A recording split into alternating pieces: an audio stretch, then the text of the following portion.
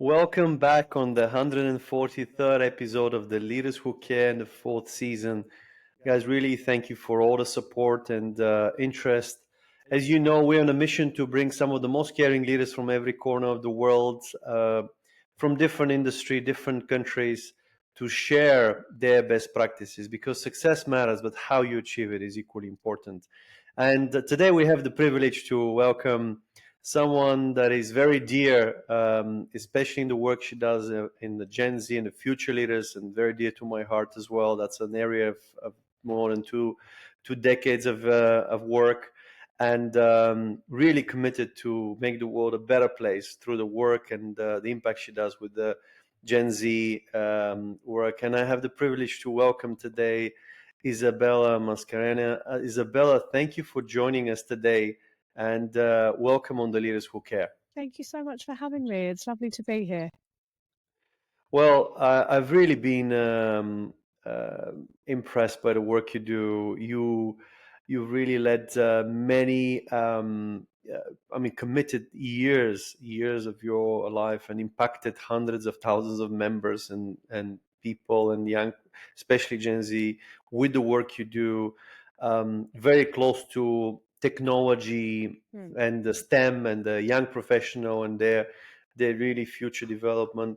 And you're also a youth champion, Very much so. really in the top executive role model, 100 executive role model. Really, there's so many social impact leader, anti-race, so many things that you do.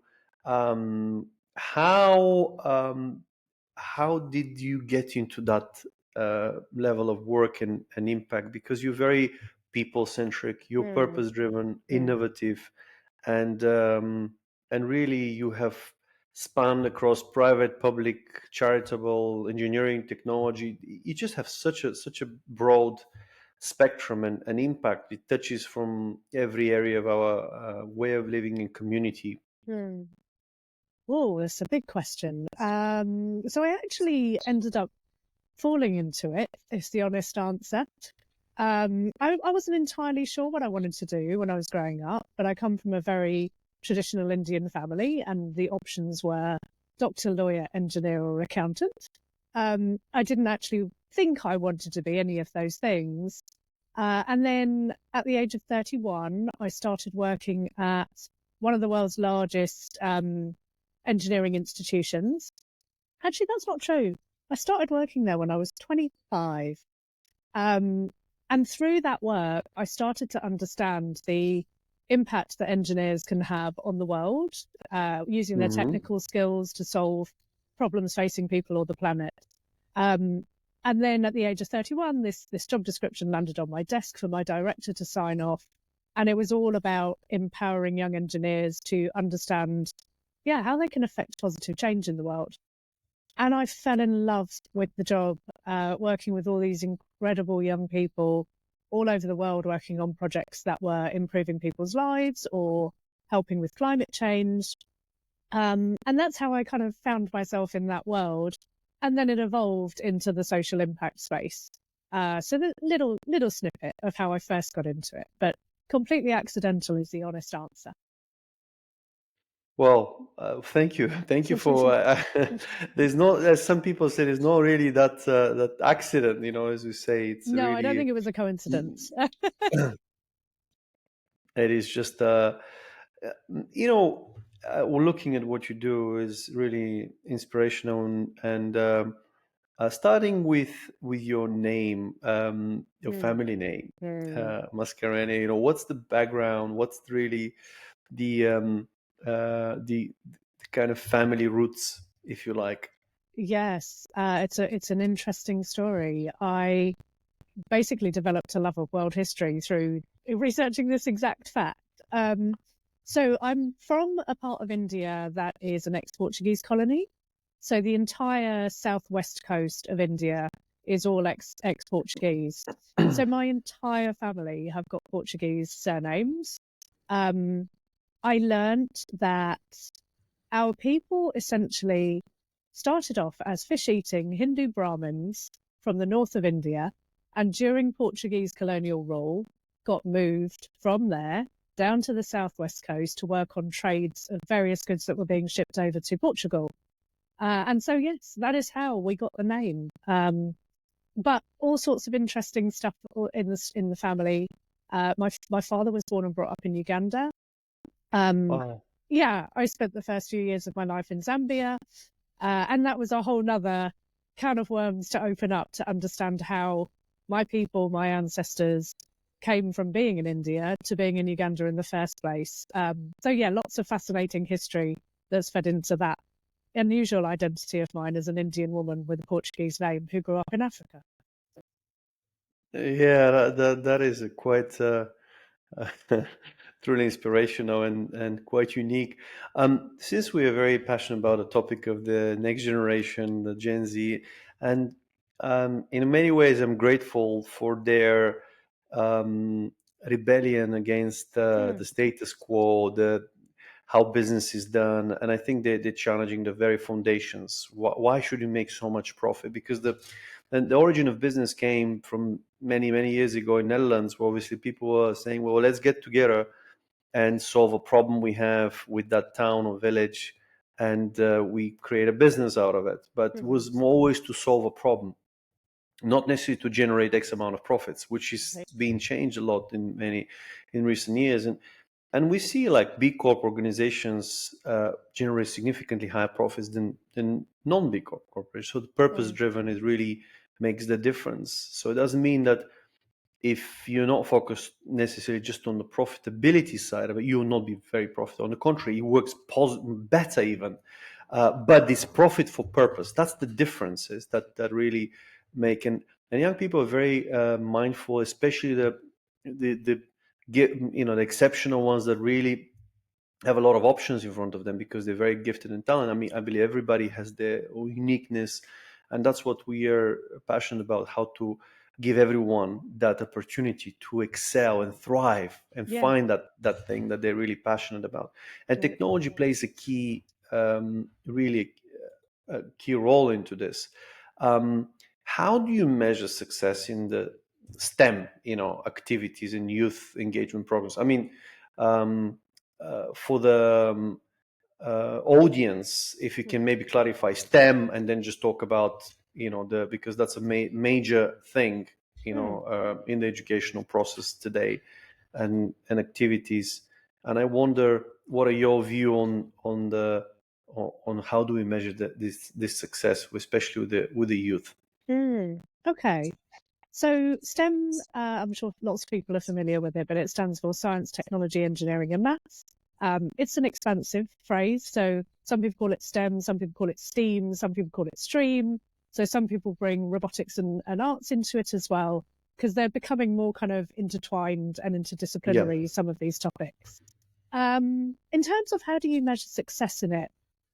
Oh, in the 17 years I've been in this industry, I've seen very many initiatives, some more successful than others.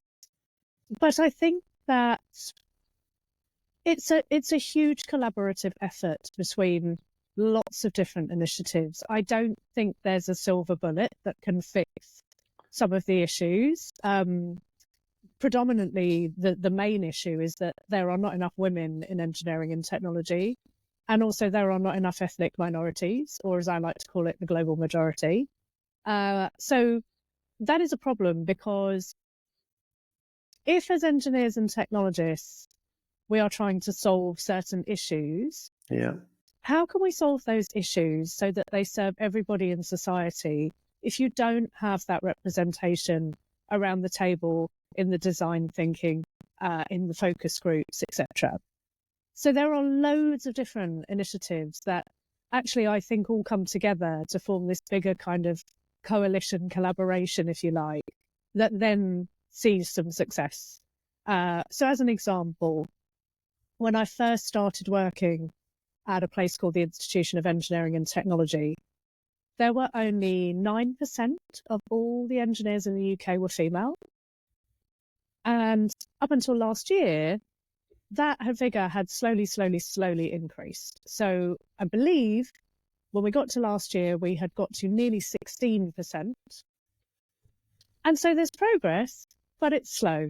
And I don't think, as I said, it can fall to any one person to fix. I think it is a collaborative effort across lots of different grassroots organisations, charities, professional engineering institutions, and of course, industry as well. This is really, really interesting, and what you're suggesting, because when I listen, the abbreviation, obviously, where's music? Music is missing. So the M should stand for math and music, probably. Honestly, I think it could be a forever expanding phrase. And I think there's a reason for that, because young people they're still in discovery mode when they grow up, and the question is, they don't know what they don't know, so they have to try. They have to experiment, and I think, as you just said, we have to. It's a multiple finding a way, a platform that they can explore things and really uncover the best of them, and ultimately, hopefully, find a thing that they seems to enjoy more, and focus on it. But I think that comes later on in life. And you just need to go through an exploration stage, see what matters. And it's very interesting that you focus, and it's very important on why do you think it's such a low? I didn't really realize 9% really of women or minorities and in engineers. Is that so? The question I always ask is, because I respect freedom, and freedom is as equal as love. It really gives you that choice, because not do we is it not the choice that women make that don't want to go into this, or is it because they've been barriers for them to get into it? Because not every woman want to be in the army, that's what I mean. So we don't need to put equal army 50-50. So sometimes we try to get 50-50, but it's not necessarily to be 50-50. It has to be a freedom. But I think talking about these areas of what can be done to remove those barriers to entry and help everyone have a chance and thrive. Yes. So, firstly, I have to clarify, there are two different sets of statistics. So, with women in engineering, yes, last year we'd reached 16%. It slipped back to 15.2%. Oh, okay. This year. So, that's an interesting one. And separate to that, when it comes to global majority working in STEM, in the UK, I believe the current figure is 9% of engineers are ethnically diverse. But when you drill down into that, only 1% are Black. So it's really bad. It's actually a much worse issue when it comes to global majority in STEM than it is with women in STEM. But people are generally more comfortable talking about gender than they are talking about race. So that's a really interesting issue there. In answer to your question on why aren't there enough women in there, is it because they don't want to? No, I don't think it's that at all. I think there are multiple barriers that exist right from when they're tiny in school all the way up. And I think there's an implicit bias in the minds of many teachers and educators that traditionally, in a patriarchal society, these careers were very much seen as roles for men. And so when they're talking about these things in school, it's not particularly natural for teachers to say, there's a place for you. Actually, we need you, young ladies, in this industry. So I think there's a lot of bias that happens there in the education process. I also don't think, I feel really badly for schools, actually, because they have such a heavy load when it comes to teaching young people, not only the subjects that they learn, but about career paths, about how to get into them. And I don't think that career advisor side of education has kept up with how quickly the workplace has evolved and the technologies that those workplaces use.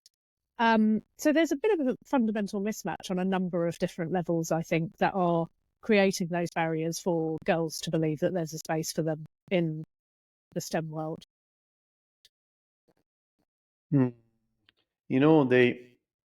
I kind of relate a lot to that because of the way it was brought up. and it's like a pattern that Mhm. exists for many years, which is um, difficult to break. And also, Yes. what you mentioned, it was really disturbing that only 1% is black. So Mm. that means, um, and I know that in African countries, the way they brought up the children often may have lack of nutrition in some more poorer communities and stages. Therefore, in the first 7 years are so important in the formation of the brain. And if they are not physically fed with the appropriate nutrition, no, it doesn't just go, that's across the board, it means that they will be more disadvantaged. So there was a research, I think, by UN that said one of the best investment you can do is in child nutrition. So Mm. because child nutrition is so important to development of the child in the first 7 years, which later on can help you excel in all of those subjects that Clearly. you and school overall. But not only the thing is to, if you don't even have the basic needs are met, then you have really other big issues. How do you even get in education? And not what we're seeing in Africa, for example. There's a lot more birth, a lot more youth is coming. Mm, they have So the youngest Europe will, population out of any yes. continent in the world. So Europe is kind of needing. I think statistically, I don't know if by 2030, but it's millions of new jobs, tens of millions will be shortage of. I think more than 20 million is the statistic. You need to be checked, but in Africa is the opposite. So there will be like not a lot of jobs available there. So I think we need kind of to come together somehow. So it's like if a need is here, the jobs, and the jobs here, and they're not there, they need to really know how and start to change a lot of things. Because if that doesn't happen, then we are missing out on developing the young people, of giving them an opportunity, and also ultimately you cannot live in isolation nowadays. There is Europe here, and then Africa is there, it's or South America or Asia. So we need to really look at how do we systematically address those issues I, that exist. I think you raised a couple of interesting points. One that I have to challenge a little bit, if I may. Yeah. There is this perception that, there's extreme poverty all over Africa. Absolutely not the case. There Yep. are very many countries in Africa who are huge rising powers and economies. Yep. And actually, to your point about, we have to come together across continents to realise talent and exchange talent. I think we can learn a lot from African countries. I think we can learn a lot from countries like India. So fascinatingly, in India, almost 45% of engineers are female.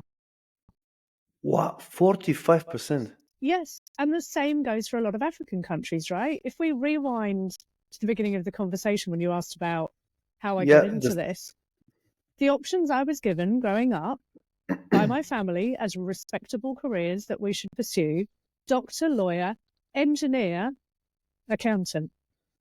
That is the same in a lot of African countries. These are vocations, callings, careers that many of us are taught about as children, regardless of our gender. So you'll find that in a lot of African countries, there's a plethora of phenomenal engineers, much the same as there are in India.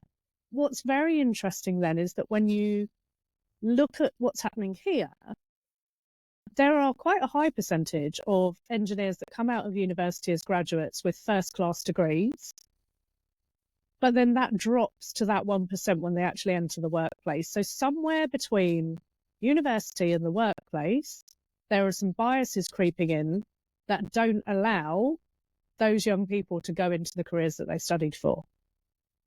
So there's a lot at play here, I think. no, that's really interesting what Mm. you. So yeah, well, there's a lot that can be learned indeed. If you look at that, and truly, I believe that the power is exactly in the youth, and I think there are a lot of entrepreneurship. That's why India is developing and so fast, and they say by 2100 will be the biggest economy in the world, right? So it's like, has the power to do it, but so does a lot of African countries. I think Nigeria is Very much. gonna be like a third biggest. I think it looks like Nigeria could be 600-700 million people by 2100. That Yes. is like almost the size of China. That because China is expected to Huge. drop at that stage Mhm. in that. So what can we do here, especially in the UK or European as Europeans here to help out and to be really help more young people thrive and Mm. find their purpose, a career or something that they really thrive in. And what is your advice to especially future employers or leaders, as a matter of fact, how to approach this subject and give these opportunities? Great question. Very big. You like the big questions, huh, Marian? Well, because it's the end of the day, we have to really. I mean, we see a lot of politicians come and go, but I feel we need to involve the business Yes, completely. because the leaders can make a decision today and can implement tomorrow. Yes. Government policies takes years, decades, sometimes to see Completely. anything happens, and that's obviously the nature of it. So it would be nice to really bring it down to from the big question to hopefully some practical advices that Yeah. companies can implement. Well, I mean, I have to say one of the most sensible things they can do is listen. Mm. I personally, having sat in very senior leadership in a corporate, there is a lot of arrogance Oh yeah, yeah, of senior leaders believing that, because I've got to this position, I know what there is to know about business and marketing and whatever is needed to make our business successful. yeah. And actually, there's such a, as you rightly pointed out earlier on, there's such a void between how these upcoming generations operate and what they expect versus how things are now.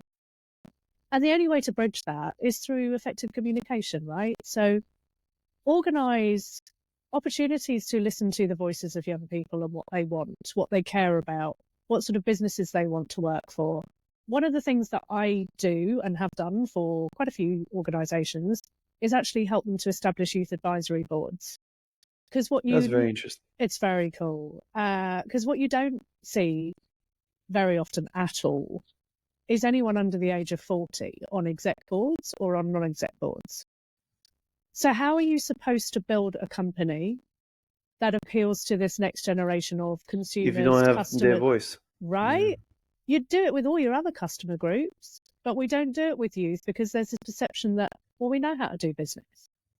Well, that's why TikTok is businesses are taking off because young people relate to that, listen, and Yes. they're a massive force. I mean, even with the cosmetics brand, yeah, we saw it with even Prime. What happened? Young people got really into it. So we're seeing that they're a massive force, really, and they're being targeted by. Is the questions of what content and how to really be more educationally helpful to them versus just playing games and trying to Yeah. capture their attention for a very long time. Absolutely. Um, and so that's very helpful. How does that look like if anybody wants to set up a youth advisory board? I highly recommend it. I understand the impact. I really think a lot of companies will benefit significantly, not only from our future customer groups, but these are the future leaders, these are the future customers for you. So if you're missing out on that, if you don't understand, if you don't have that, it's just a massive opportunity for immediate Huge. improvement. And Yeah. how does that look like at board? How Okay. many people? How does that connect to the normal board? Just practically speaking, if it's uh, what type of businesses that normally would set up advisory board? What size? Is it small, large? Mm. Just a bit of guidance on the practicalities. So what's really interesting is that you find youth advisory boards much more in the public sector. It Uh-huh. needs to be much more of a thing in the private sector. So lots and lots of charities, community interest companies, professional engineering institutions, these kind of industry bodies, a lot of them will have youth advisory boards, or will be considering them, or will have some mechanism to listen to the voices of young people. Companies, not so much. It's been a lot slower to catch on in companies. They're not easy things to run. Speaking from experience, I've done this in quite a few organizations. You are essentially asking young people to spend their time sharing their knowledge, their expertise around what is arguably one of the busiest periods of your life, right? Where you're graduating from school, you might be buying houses, you might be meeting life partners, you might be getting married. There's a lot going on.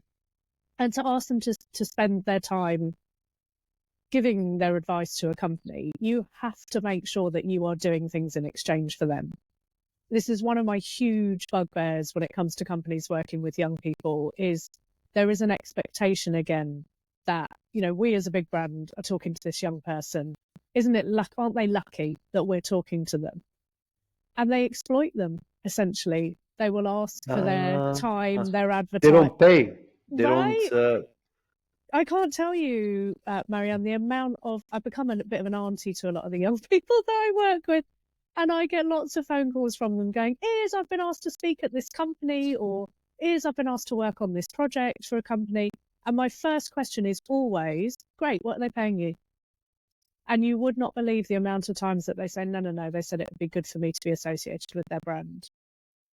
And I think that is a huge mistake, because you're also disenfranchising the very people that can help you to become relevant in the future. So I think, A, place value on what these young people can tell you.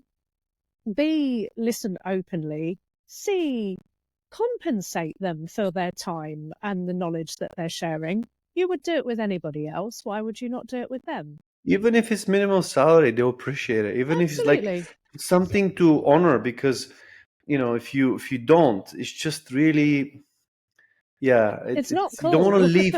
You don't want to upset them. You want to be fair and at least treat them like how we treat everyone else. Yeah, so it has to be a two-way street. You have to give back as much as they're giving to you. Okay, no, I'm very much for young people to be involved, and I encourage senior leaders to listen to them. What about reverse mentorship? I feel that a lot of young people can mentor really senior executives as well, because while Definitely. they can give a lot, but I think young people can bring a unique perspective to how to deal with the up-and-coming generation, how to attract and retain the next generation talent. Absolutely. And how to activate them and motivate them to do great things. Mm-hmm. Yeah, I think it's a great point. So I should be clear. So with the youth advisory boards that I set up, they are external to the company. These are young people who sit outside the company, who have either had some kind of engagement with the company, whether that be as a customer, or they've taken part in a competition, or they've done an internship or something. So they'll have knowledge of the company and how it works. But that's intentionally done in that way because they're not caught up in any of the trappings of the company, right? It's very much the same as a non-exec board. They can give you independent advice. Where I think reverse mentoring works really well is with young people in the company. So you can make up what are called shadow boards. So there are two different types of boards. You have your external boards, and internally they're often referred to as shadow boards, which are comprised of apprentices, fresh graduates, whatever it might be. And I've also worked in companies. My previous company had a beautiful network, which was an employee resource group specifically for young people. And they would do sessions with the executive.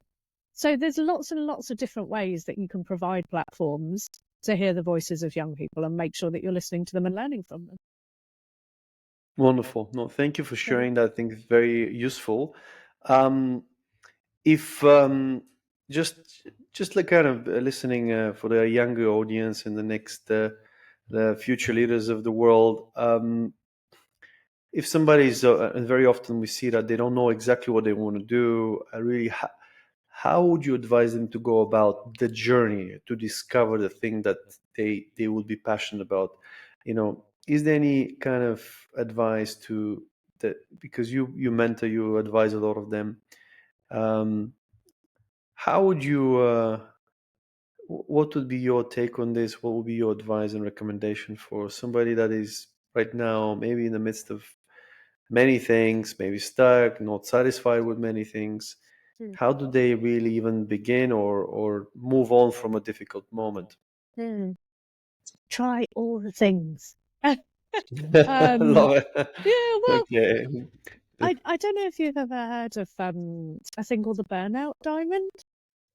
Yeah. Yeah, so if you picture the shape of a diamond, you know, when you're young and you're just starting out in your career, you're in the middle of it. You're at the widest point.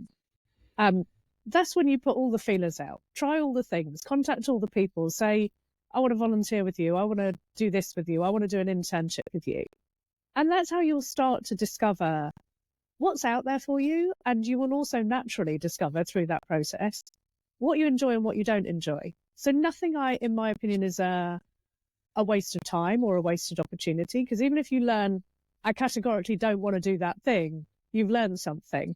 Yes. And then it starts to narrow down, right? You start getting rid of the things that you've tried and tested and don't want to do. And then you move towards those points where you start to refine exactly what it is that you're good at, what you love, what you can make money out of. So yeah, that would be my biggest advice: is do all the networking, try all the things, and slowly start eliminating what doesn't serve you and go from there. Lovely. Well, in terms of looking at you and the work you've been doing, Isabella, Hmm. how do you take care of yourself? What are the things that you do to be able to, stay really resourceful for the work you do? Hmm. It's tough. I have to consciously make time for it because I work full time. I've got two children. I'm a wife. All of that good stuff.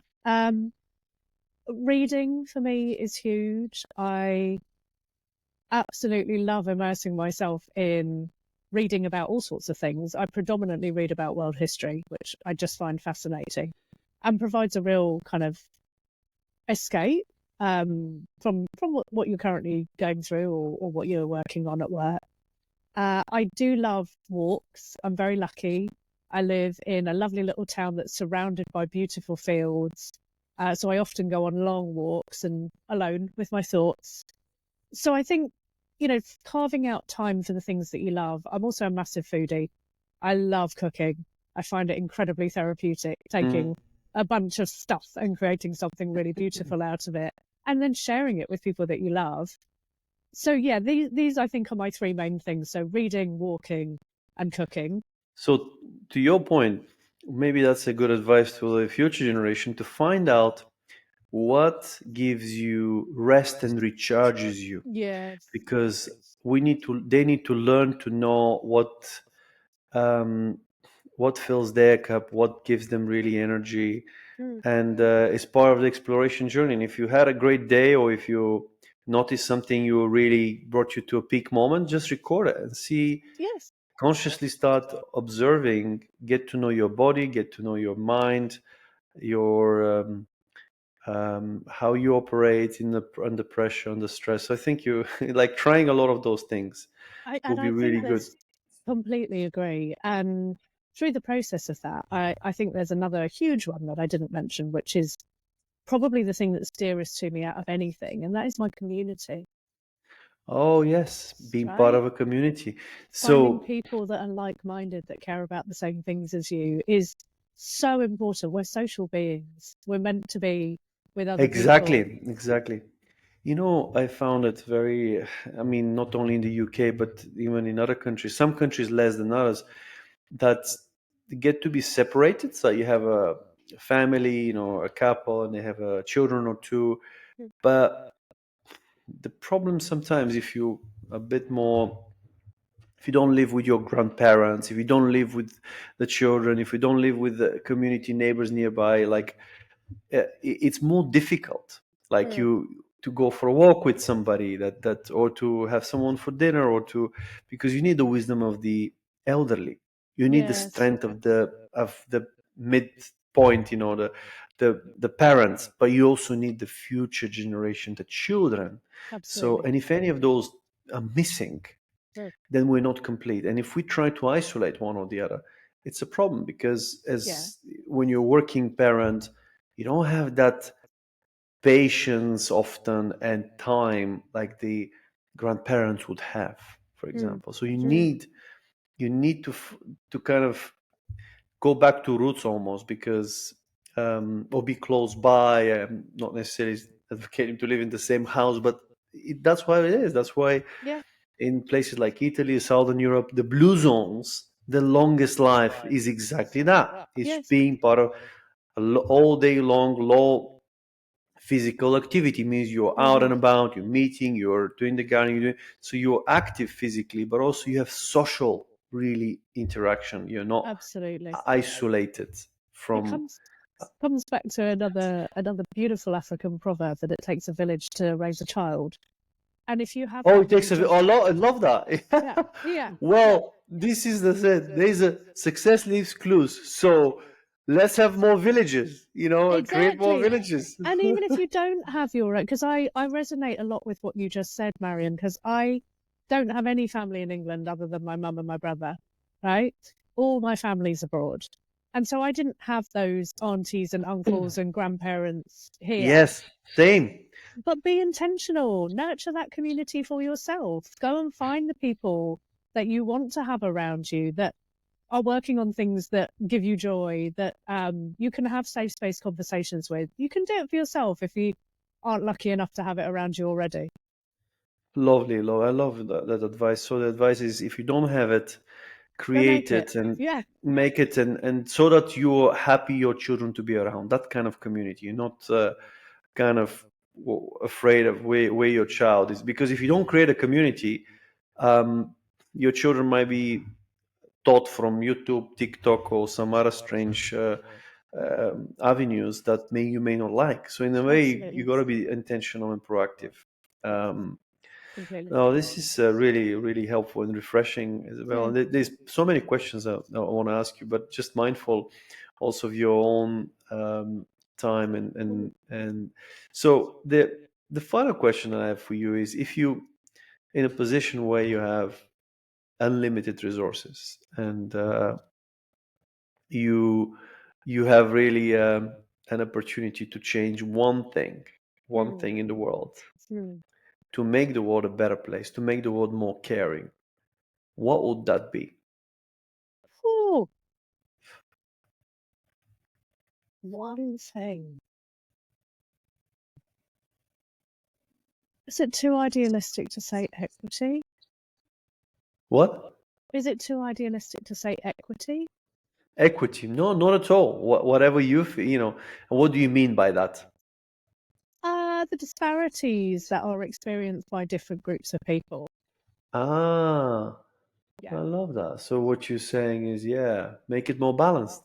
Yeah, Yes, and make it more balanced. Get rid of, the differences in pay between women and between people from the global majority. And, there's a lot of disparity and a lot of injustice that still exists in the world. And a lot of it's rooted in age-old problems, so aren't particularly easy to solve. But yeah, that would be my ideal. We could get rid of the injustices and the imbalances between different groups of people. we really honor the work you do with equity, inclusion, with the different communities. And you know what? We need each one of them. Yeah, We need that diversity, like the absolutely. bees.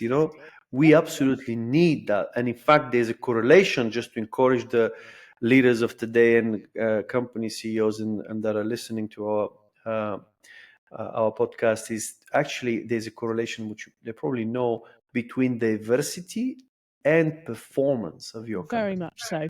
Yeah, Positive way, not a yeah, negative, in a very positive, so very actually positive. the business does really well. And I had the privilege to know a lot of CEOs of multi-billion businesses that have grown significantly in the midst of Hmm. crisis, is due to the intentional diversity of their organization. Absolutely right. Because it just means you cover more of your blind spots, Yes, especially when you operate in a um, global setting. Plus, yes, a lot of those people in those minorities are becoming majorities.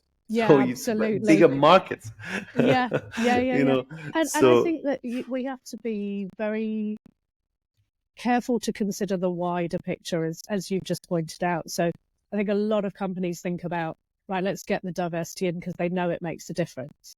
But it ain't going to make a difference if they don't feel included and if they aren't treated equitably. yes. So, it is very much the whole piece. It's not just, don't just focus on the D, actually the E and the I and the J of justice and the A of anti-racism. It all comes into it, and you have to do the things in tandem together. Otherwise, it's not going to work. Isabella, thank you so much. Blessings to you, your Thank you family, your too. work. It's absolutely been a pleasure to have you today, and thank you for sharing those insights and inspiration for not only for the young people, but also hopefully for leaders around the world. And I hope really that continues to make such a profound impact. And thank you for being a leader who cares. Oh, pleasure. Thank you for having me, Marian. It was a lovely conversation. I enjoyed it. Thank you, Isabel. All right.